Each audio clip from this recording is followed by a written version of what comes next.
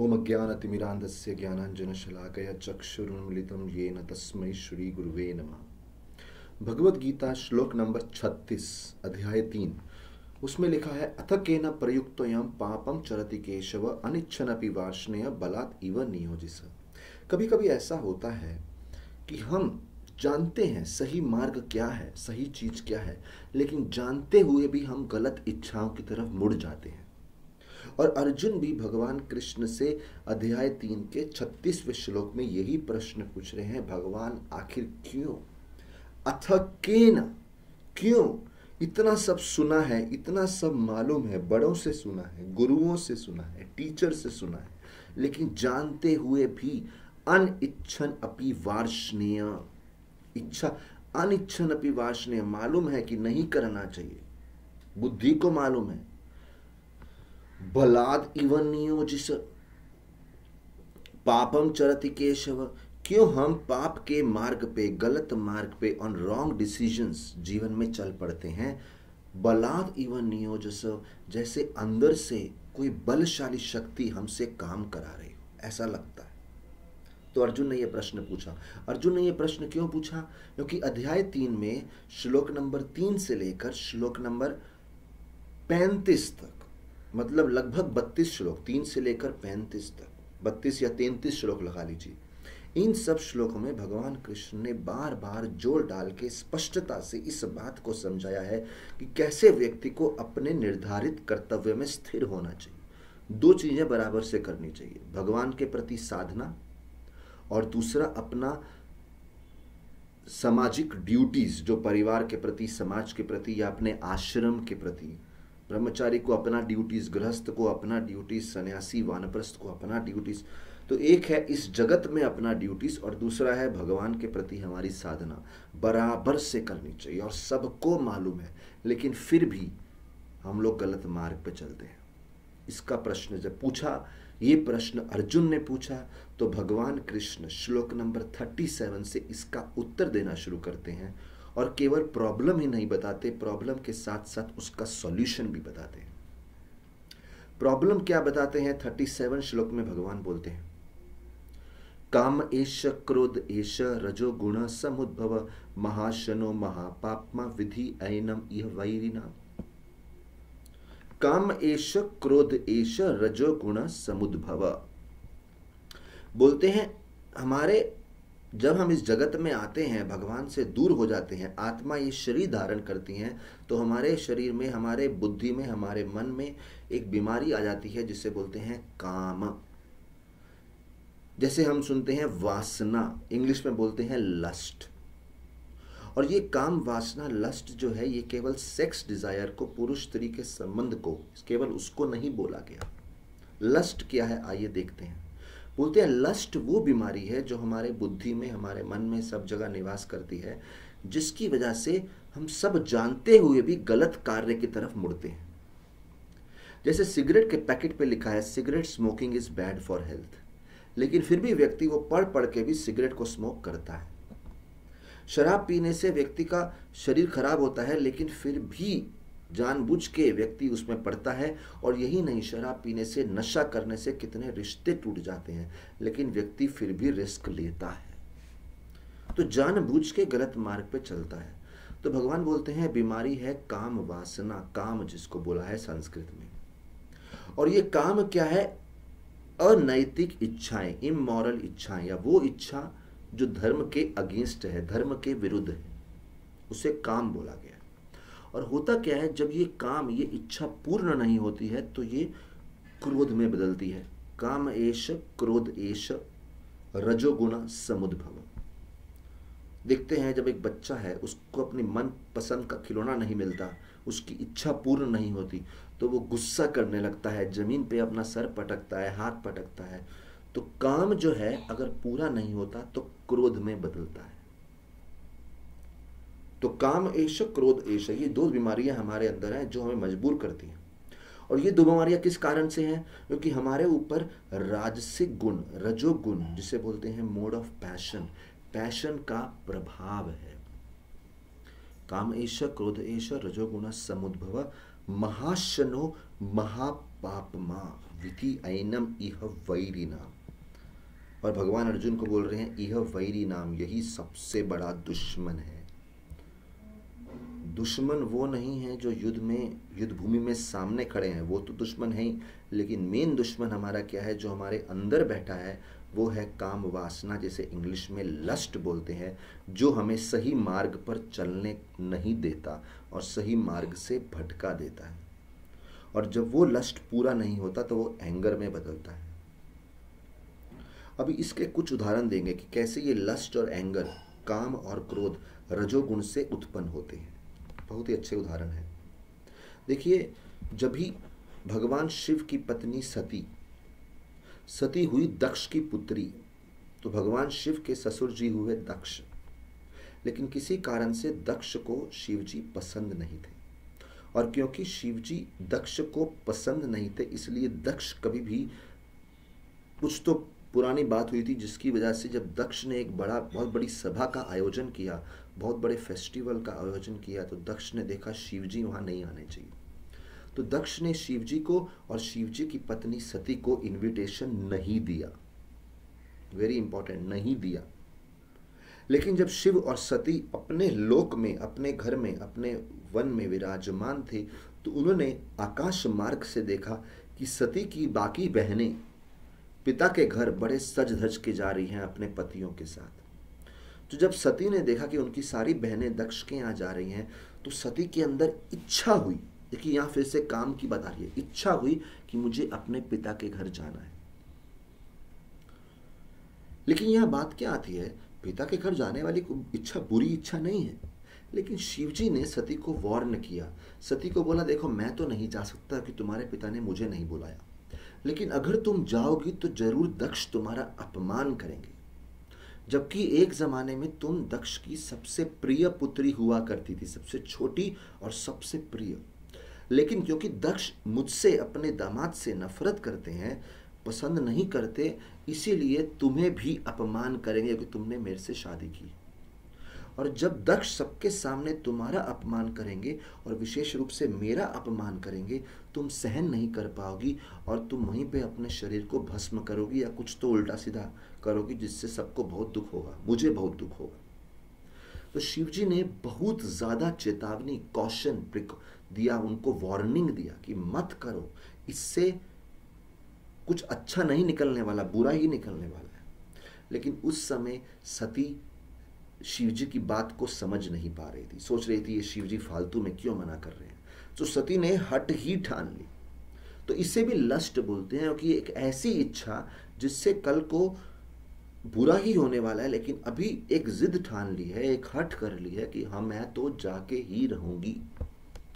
और वही हुआ जिसका डर था। सती जिद करके चली गई, शिवजी ने जिद को रोका नहीं। ठीक है, अपने पिता के घर जाने को बोल रही हैं, जाने दो। लेकिन अंत में हुआ क्या, जब सती वहां पे गई तो दक्ष ने अपमान किया, सती का स्वागत नहीं किया, क्योंकि सती को तो इनवाइट ही नहीं किया था। और क्योंकि सती को इनवाइट नहीं किया था, बिन बुलाए मेहमान जाएंगे। वैसे पिता के घर इनविटेशन की ज़रूरत नहीं है, लेकिन यहाँ पे पिता को किसी कारण से नफरत है, इसलिए सोच के जाना चाहिए, बिना इनविटेशन नहीं जाना चाहिए। जहाँ पे विशेष रूप से कुछ मनमुटाव हो, हृदय में नफरत हो, गुस्सा हो, वहाँ पे तो थोड़ा सावधानी बरतनी चाहिए। सती ने सावधानी नहीं बरती। तो ऐसी इच्छाएं जो मन में आती हैं, जहाँ सब लोग हमें वार्निंग दे रहे हैं कि मत करो ऐसा, लेकिन तब भी व्यक्ति करता है, तो वो अंत में हानि का कारण बनता है, हमें जीवन में नुकसान ही करके जाता है। तो ये बोलते हैं लस्ट। ऐसे ही एक चित्रकेतु महाराज थे, जिनको नारद मुनि और अंगिरा ऋषि ने बोला कि तुम अगर पुत्र प्राप्त करेगा भी तो तुम्हारा पुत्र तुम्हें दुख ही देगा। लेकिन चित्रकेतु को इतना समझा रहे हैं, अरे पुत्र की इच्छा छोड़ दे। लेकिन चित्रकेतु ने हट ठान ली, मुझे तो पुत्र चाहिए ही। अगेन कोई बोल रहा है मत करो, लेकिन फिर भी चाहिए। तो नारद मुनि ने उनकी जिद पूरी कर दी, लेकिन बाद में चित्रकेतु को बहुत ही दुख भुगतना पड़ा। इसे भी बोलते हैं लस्ट।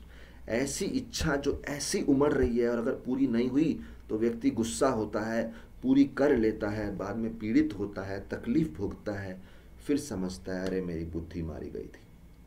और कभी कभी तो बार बार गलती करने कर भी नहीं समझता। एक और एग्जाम्पल आता है दुर्वास मुनि का। देखिए ऋषि हैं, ये दुर्वास ऋषि हैं, इनको अम्बरीश महाराज, एक राजा ने अपने घर भोजन के लिए बुलाया।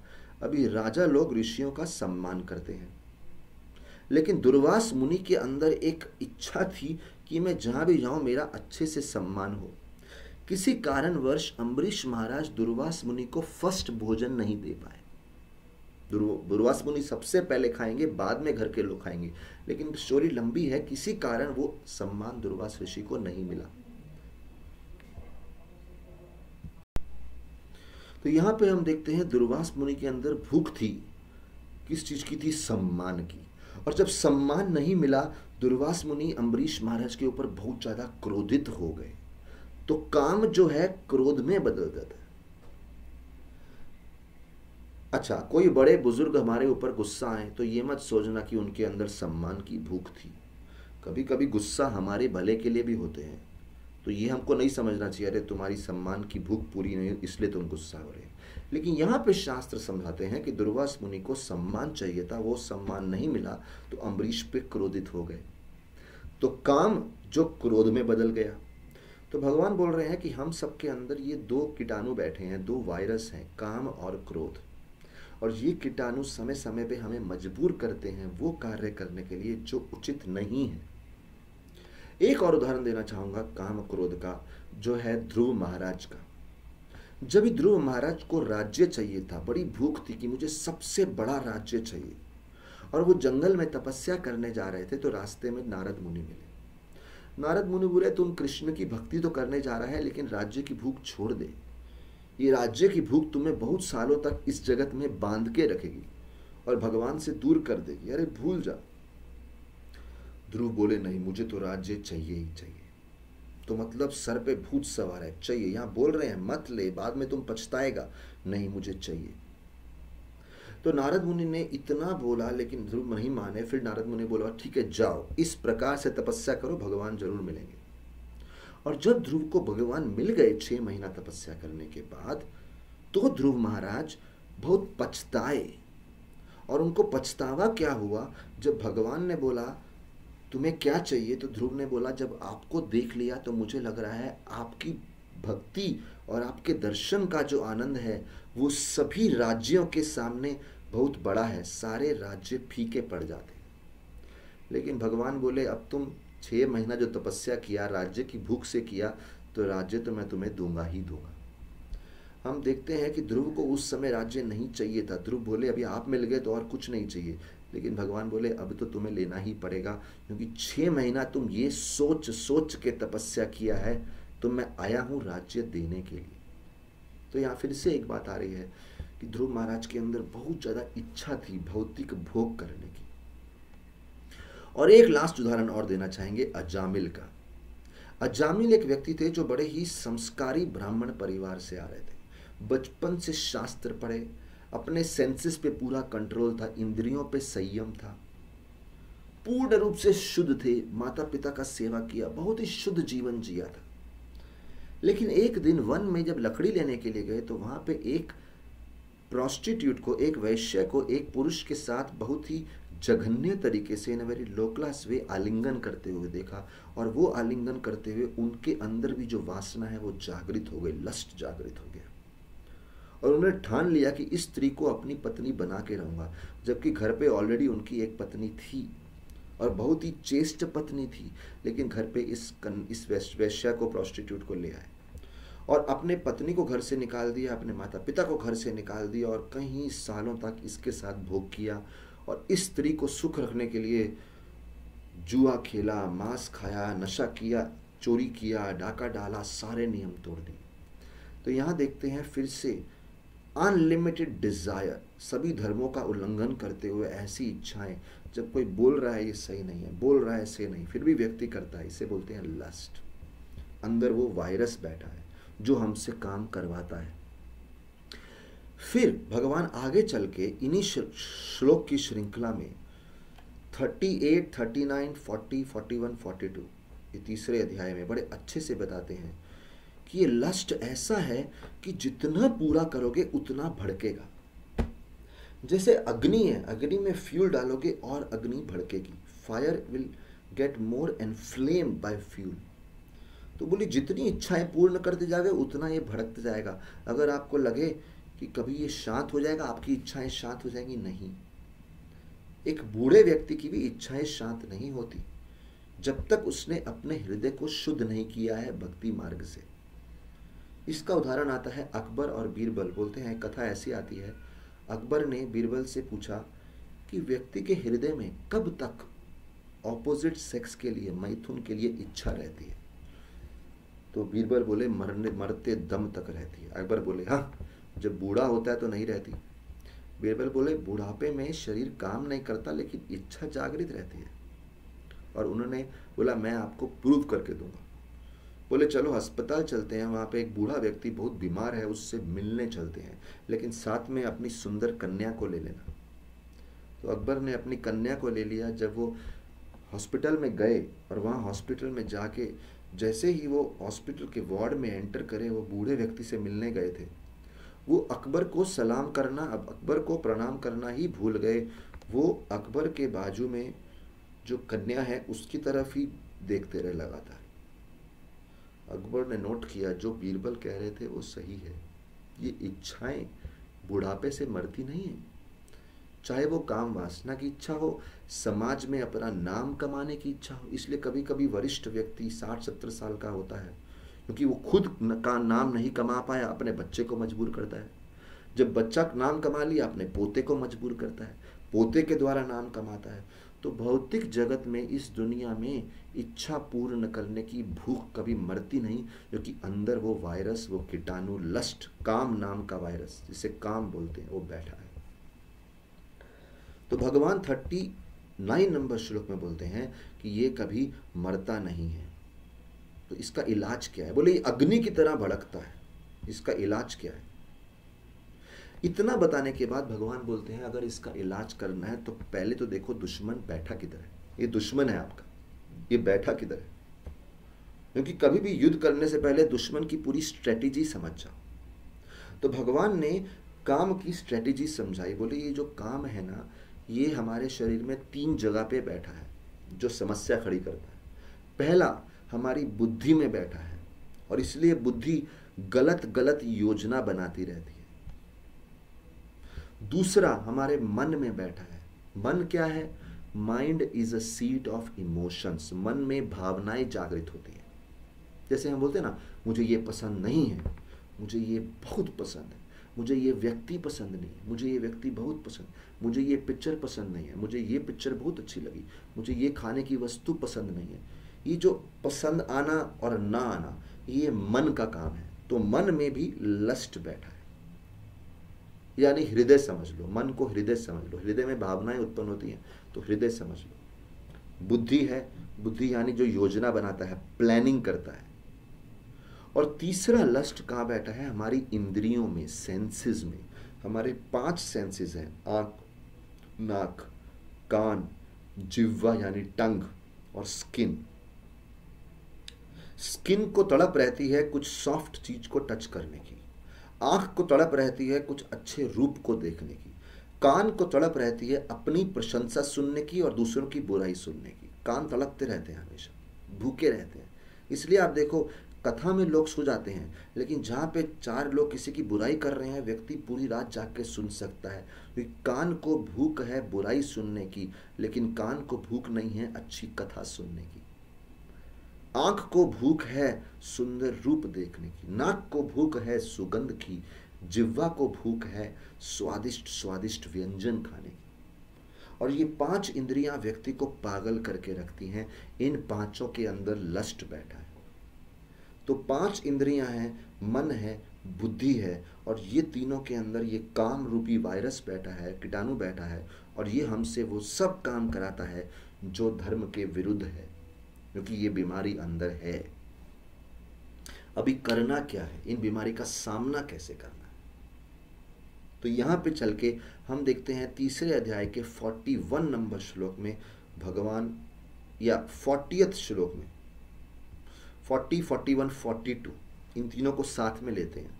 भगवान 42 में बताते हैं कि बुद्धि सबसे शक्तिशाली है, बुद्धि से नीचे मन है, जिसमें भावनाएं होती हैं, like and dislike, hatred and love, ये उत्पन्न होता है। और मन से नीचे हमारी इंद्रियां हैं। तो भगवान बताते हैं कि बुद्धि का काम है मन को कंट्रोल करना, बुद्धि जो है मन को कंट्रोल करे, और मन का काम है इंद्रियों को कंट्रोल करना। लेकिन होता क्या है, हमारे जीवन में उल्टा चलता है। इंद्रियां जो है मन को कंट्रोल करती है और मन जो है बुद्धि को कंट्रोल करता है। जैसे सिंपल उदाहरण, डायबिटीज का पेशेंट है। डायबिटीज के पेशेंट को मालूम है ज़्यादा शुगर, शक्कर नहीं खानी चाहिए, तो बुद्धि को मालूम है शक्कर नहीं खानी चाहिए। लेकिन होता क्या है, ये इंद्रियां, हमारी आंखें देखती हैं सामने रसगुल्ला पड़ा है, जिह्वा तड़प उठती है मुझे रसगुल्ला खाना है, इंद्रियां मन को बोलती है मजा आ रहा है, मन बोलता है बड़ा मजा आ रहा है, मुझे देखना है, देखने में मजा आ रहा है, सुगंध में मजा आ रहा है, गुलाब जामुन की सुगंध आ रही है, मजा आ रहा है, समोसा देख रहा हूं उसकी सुगंध से मजा आ रहा है। तो मन बुद्धि को बोलता है अपनी बकवास बंद कर। बुद्धि बोल रही है कि अरे ये खाना खाएगा तो बीमार पड़ेगा, तुम्हारे शरीर के लिए अच्छा नहीं है। मन बुद्धि को बोलता है अपनी बकवास बंद कर। मन जो है बोलता है, इंद्रियां, सेंसेस बोल रहे हैं उनको चाहिए, जिह्वा बोल रही है उसको गुलाब जामुन चाहिए, आंखें बोल रही हैं गुलाब जामुन ले और मुंह में डाल। तो व्यक्ति मन जो है वो इंद्रियों का, सेंसेस का दास बन जाता है। लेकिन मन को तो बुद्धि का दास होना चाहिए। तो बुद्धि का काम है मन को बोलना। बुद्धि बोले कि शुगर तुम्हारे लिए अच्छी नहीं है, तो बुद्धि अगर मन को ऐसा बोलेगी तो मन शुगर को देखते ही बोलेगा मेरे को ये पसंद नहीं है। और मन सेंसेस को बोलेगा, इंद्रियों को बोलेगा इसकी तरफ से अपना ध्यान हटा लो। आंखों को बोलेगा गुलाब जामुन की तरफ मत देखो। सिंपल। तो यहां बोल रहे हैं लस्ट 3 जगह बैठा है, बुद्धि में, मन में, इंद्रियों में, तीनों में लस्ट बैठा है। एक और उदाहरण देते हैं। बोले जैसे अगर एक रथ है, रथ पे 5 घोड़े लगे हैं और 5 घोड़ों की लगाम है और लगाम सारथी के हाथ में है। तो सारथी है, लगाम है, घोड़े हैं और पीछे एक यात्री बैठे हैं। तो यात्री जो सफर कर रहे हैं और सारथी जो है, जो चला रहा है रथ को, और सारथी के हाथ में लगाम है, 5 लगाम है, वो लगाम से उसने 5 घोड़ों को कंट्रोल किया हुआ है। अगर ये 5 घोड़े अलग अलग दिशा में भागेंगे तो रथ टूट जाएगा। ये 5 घोड़ों को एक ही दिशा में चलाने के लिए सारथी बड़ा मजबूत होना चाहिए, और सारथी मजबूत रहेगा तो यात्री को बड़ा आनंद आएगा, यात्री आराम से सफर कर सकता है। सारथी मजबूत यानी बुद्धि मजबूत, लगाम यानी हमारा मन, माइंड, इंटेलिजेंस, माइंड, और ये 5 घोड़े यानी 5 सेंसेस, 5 इंद्रियां, आंख, नाक, कान, जिह्वा और स्किन, टच। स्किन से हम टच करते हैं। तो ये 5 इंद्रियों को तड़प है, जैसे 5 घोड़े अलग दिशा में भागना चाहते हैं, लेकिन अगर लगाम से सारथी इन्हें कंट्रोल करता है तो 5 घोड़े सही दिशा में जाते हैं। इसलिए हमें समझना चाहिए सारथी को मजबूत करना है। तो ये एग्जाम्पल समझने के बाद, बुद्धि, मन और इंद्रियों का आपसी रोल समझने के बाद, अब समझते हैं कि लस्ट को ठीक कैसे करना है। तो भगवान बोलते हैं मन को थोड़ी देर के लिए भूल जाओ, बुद्धि को अटैक करो और इंद्रियों को अटैक करो। इंद्रियों को संभालो, बुद्धि को संभालो। 41 नंबर श्लोक में भगवान बोलते हैं ये जो इंद्रियां हैं, 5 इंद्रियां हैं, ये 5 इंद्रियों के अंदर लस्ट है।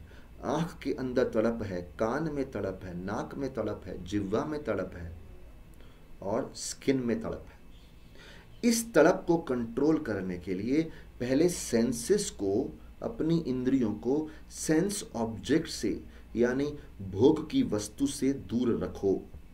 वेरी इंपॉर्टेंट, भोग की वस्तु से दूर रखो। सेंसेस को सेंस ऑब्जेक्ट से दूर रखो। एग्जाम्पल, अजामिल की आंखों ने एक प्रोस्टिट्यूट को एक शूद्र व्यक्ति से आलिंगन करते हुए देखा, 2 लोगों को लस्ट एंजॉय करते हुए देखा। आंखों से देखा तो प्रभावित हुआ। तो आंखों के सामने वो चित्र मत लाओ जो गलत इच्छाएं जागृत करते हैं। आंखों के सामने ऐसे ऑडियो, वीडियो वो सब मत लाओ जो गलत इच्छाओं को जागृत करते हैं। उसी प्रकार से अभी जैसे सपोज करिए कोई बहुत पैसा घर पे नहीं है, लेकिन आंखों के सामने हमेशा ऐसे चित्र आते हैं। चित्र कैसे आते हैं? जैसे कुछ यूरोपियन देश, अमेरिकन देश की कुछ कॉस्टली वस्तुओं को देखना, जो जितना देखेंगे मन में इच्छा जागृत होगी। इच्छा जागृत होने से क्या होगा, घर वालों से व्यक्ति झगड़ा करेगा। क्यों? क्योंकि मुझे चाहिए, जबकि पैसा नहीं है। इच्छा जागृत होगी, मुझे चाहिए, आंखों से देखा। तो घर में अगर प्रेम रखना है तो ऐसी चीज़ें क्यों सामने लाते हैं। और यही होता है जिनके घर में धन नहीं है लेकिन उनके बच्चे जब कहीं जगह पे ऐसी चीज़ों को देखते हैं तो इच्छाएं जागृत होती हैं। कुछ कंट्रोल कर सकते हैं, कुछ नहीं कंट्रोल कर सकते। और जब ये कंट्रोल नहीं कर सकते कि क्या दिख रहा है, तो बच्चों की बुद्धि को स्ट्रांग करो कि जीवन के लिए क्या उचित है। देखिए, बच्चे स्कूल में क्या देख रहे हैं, क्या सुन रहे हैं, हम कंट्रोल नहीं कर सकते, लेकिन घर के वातावरण में बच्चों को संस्कार दें, बच्चों को सही स्टोरी सुनाएं, बच्चों को रामायण महाभारत सुनाएं, ताकि उनकी बुद्धि तो शुद्ध रहे। आंखों से कुछ कंट्रोल कर सकते हैं, कुछ नहीं कर सकते, कुछ चीज़ें दिखने वाली हैं। ऐसे ही कान है, कानों से हो सकता है तो कानों को उन चीज़ों से दूर रखो जहाँ लोगों की बुराई होती है, या जहाँ पे भोग करने की इच्छाएं, ऐसी बातों की डिस्कशन होता है जिससे तड़प उठती है भौतिक जगत के लिए। तो कान को ऐसी बातों से दूर रखें। कान के संपर्क में क्या आ रहा है, जैसे कैकेयी राम की माता हुई, राम से बहुत प्रेम करती थी, चाहे सौतेली माता हुई लेकिन बहुत प्रेम था। वो कैकेयी को राम से इतना प्रेम था जितना कैकेयी को अपने पुत्र से भी प्रेम नहीं था, भरत से। लेकिन वो कैकेयी के कान में मंथरा ने कुछ गलत शब्द डाले, जिससे कैकेयी के मन में वासना उठाई, काम उठाया कि केवल भरत ही राजा बनेगा, राम राजा नहीं बनेगा। तो गलत इच्छा जागृत हुई, जबकि भरत में राम में इतना प्रेम है, फालतू में ये मतभेद क्यों रखना है। लेकिन रखा। इच्छा कहाँ से हुई? मंथरा से सुना। तो यहाँ बोल रहे हैं कान किस ध्वनि के संपर्क में आते हैं, what kind of sounds and discussions ears hear, उस पर थोड़ा कंट्रोल रखो। ऐसे ही नाक कैसी सुगंध को सूंघते हैं, अपने घर में भगवान को अर्पण की हुई अगरबत्ती, फूल, ऐसी चीज़ों को सूंघेंगे तो हृदय में भौतिक इच्छाएं खत्म हो जाएंगी। So what you come in touch ignites the desire. किस चीज के संपर्क में आते हैं वो इच्छाएं जागृत करती है, और जितना ज्यादा संपर्क करेंगे उतनी इच्छा बलवान होती जाएगी। क्योंकि ये इच्छाओं को ऐसा बोला गया है, ये एक समुद्र के समान है जिसका कोई किनारा नहीं है। देखिए, एक समुद्र का किनारा है तो समझता है, लेकिन ऐसा समुद्र जिसका कोई किनारा ही नहीं है। कहने का मतलब है ये इच्छाएं इतनी है, जितना पूरी करो उतनी बढ़ती जाएंगी। कोई हमसे बोलता है नहीं, अभी हमें भक्ति नहीं करनी, इच्छा पूर्ण करनी है। हम बोलते जाओ करो इच्छा पूरी। पूरा जीवन करेगा तब भी पूरी नहीं होगी। लेकिन वो बोलते हैं नहीं, हम देखते हैं बूढ़े लोग की पूरी हो गई है। बूढ़े लोग की पूरी नहीं हुई है, वो तो शरीर काम करना बंद किया है, तो कोई उपाय नहीं है, जबरदस्ती भक्ति करते हैं मंदिर में जाके। लेकिन मन भक्ति में नहीं है, मन अभी भी है कि शरीर अगर तंदुरुस्त हो जाए तो मैं अभी भी एंजॉय करूंगा। लस्ट बैठा है अंदर।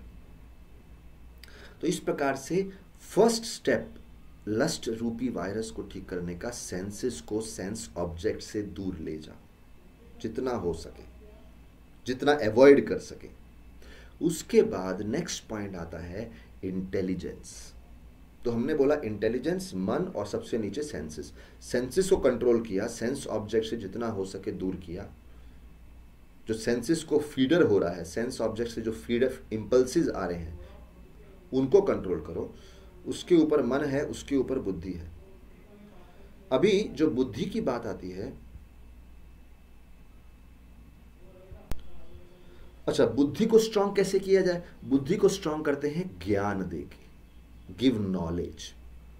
तो रेगुलर डिस्कोर्सेस, रेगुलर कथाएं सुन के, रेगुलर ऐसे टॉपिक्स सुन के जो बुद्धि को बोलते हैं कि जीवन में सही लक्ष्य क्या है, what is the right goal of life, जीवन में उत्तम मार्ग क्या है।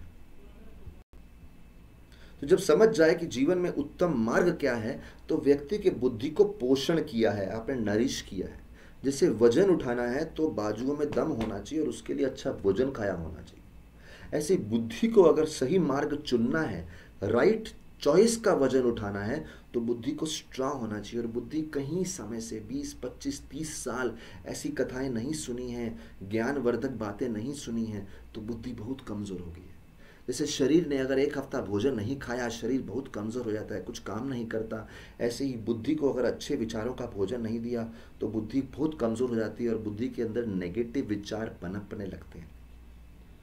तो नोट करिए, अगर किसी भी दिन आपके मन में, आपकी बुद्धि में गलत विचार आ रहे हैं, दूसरों से बदला लेने की इच्छा जागृत हो रही है, दूसरों को नुकसान करने की, दूसरों के प्रति नफरत, दूसरों के प्रति गुस्सा, अनेक इच्छाएं जिससे दूसरों को हानि हो, ऐसी जागृत हो रही है, समझ जाओ बुद्धि बहुत कमज़ोर हो गई है। इसीलिए रोज थोड़ी बहुत कथा तो सुननी चाहिए बुद्धि को स्ट्रांग करने के लिए। और भगवान बोल रहे हैं अगर बुद्धि को स्ट्रांग किया, इंद्रियों को उनके ऑब्जेक्ट से, विषयों से, इंद्रिय विषयों से, सेंसेस को सेंस ऑब्जेक्ट से दूर रखा, जो चीजें आंख को विचलित करती है आंख को उससे दूर किया, जो चीज कान को डिस्टर्ब करती है कान को उससे दूर किया, जो चीज नाक को डिस्टर्ब करती है, स्किन को डिस्टर्ब करती है, दूर किया, जिह्वा को डिस्टर्ब करती है, दूर किया, और साथ ही साथ बुद्धि को स्ट्रांग किया, तो बीच में जो मन है वो ऑटोमेटिक लाइन पे आ जाता है। जैसे रथ के अंदर सारथी स्ट्रांग हो गया, घोड़ों को सही दिशा में लगा दिया, तो लगाम तो अपने आप लाइन पे आ गई ना। लगाम तो मेन लाइन पे कैसे आती है? सारथी स्ट्रांग होना चाहिए। सारथी स्ट्रांग हुआ तो लगाम लाइन पे आ गई, लगाम लाइन पे आ गई तो पांचों घोड़े सही दिशा में जाने लगे। और ये बुद्धि को स्ट्रांग करना इसलिए भी महत्वपूर्ण है क्योंकि सेंसेस के साथ कौन सा सेंस ऑब्जेक्ट सामने आ रहा है हर चीज में कंट्रोल नहीं कर सकते। कभी कभी घर में एक दूसरे की बातें सुननी पड़ती है जबकि हमारा रिश्तेदार कुछ ऐसी बातें कर रहा है जो कान के लिए उचित नहीं है। Not the highest subject matter, शायद किसी की बुराई कर रहे हैं लेकिन रिश्ते की खातिर कभी कभी सुनना पड़ता है। तो हर चीज सेंसेस के संपर्क में क्या आ रही है। जब हम चल रहे हैं सड़क पे तो आंख बंद करके नहीं चल सकते कि बुरा मत देखो, देखना पड़ता है। इसलिए मेन हमारा जो है बुद्धि को स्ट्रांग करो, वो एटलीस्ट हमारे वश में है। इसलिए ऐसी कथाओं में पूर्ण रूप से डूब जाओ। इस प्रकार से 36 से लेकर 43 तक ये जो 5 और 3 8 श्लोक हैं, ये जो 8 श्लोक हैं ये हमें बताते हैं, अर्जुन को भगवान कृष्ण बता रहे हैं ऐसी कौन सी शक्ति है जो हमें गलत मार्ग पे जाने को मजबूर करती है जबकि हमें मालूम है कि उस मार्ग पे नहीं जाना चाहिए, और साथ ही साथ इस शक्ति का सामना कैसे करें। सार में ये शक्ति क्या है? काम और क्रोध। ये काम और क्रोध हमारे अंदर क्यों बैठे? रजोगुण का, मोड ऑफ पैशन का प्रभाव है। ये काम और क्रोध की तुलना एक अग्नि से की गई है, जितना पूरा करोगे उतना और भड़केंगे, शांत नहीं होंगे। इनकी तुलना एक समुद्र से की गई है जिसका कोई किनारा ही नहीं है। सिर्फ कोई ऐसे सोचे कि तैर के हम पार हो जाएंगे, पार नहीं हो सकते। कोई हेलीकॉप्टर आके आपको समुद्र से उठाए तो अलग ही बात है, तभी कुछ हो सकता है। इसी प्रकार से ये इंद्रियों की इच्छाएं असीमित हैं। वो हेलीकॉप्टर क्या है? बुद्धि है, जो बुद्धि स्ट्रांग बनती है। और हमने देखा 3 जगह पे काम बैठा है, बुद्धि, मन और इंद्रियों में। और एक श्लोक है जो 38 नंबर श्लोक, 38 नंबर श्लोक पढ़ लीजिएगा आप अपने आप, वो मैं उस पर वर्णन नहीं कर रहा हूँ। उसमें बताया है कि कैसे ये लस्ट अलग अलग व्यक्ति को अलग अलग डिग्री से कवर करता है। जैसे अग्नि को धुआं ढकता है, शिशु है माँ के पेट में, उसको गर्भ ढक के रखा है, आईने के ऊपर धूल लगी है, ऐसे ही हर किसी के अंदर लस्ट अलग अलग तरीके से कवर किया हुआ है। उसको आप 38 नंबर श्लोक में अच्छे से पढ़ लीजिएगा। हरे कृष्णा। धन्यवाद बहुत बहुत। श्री प्रभुपाद की जय।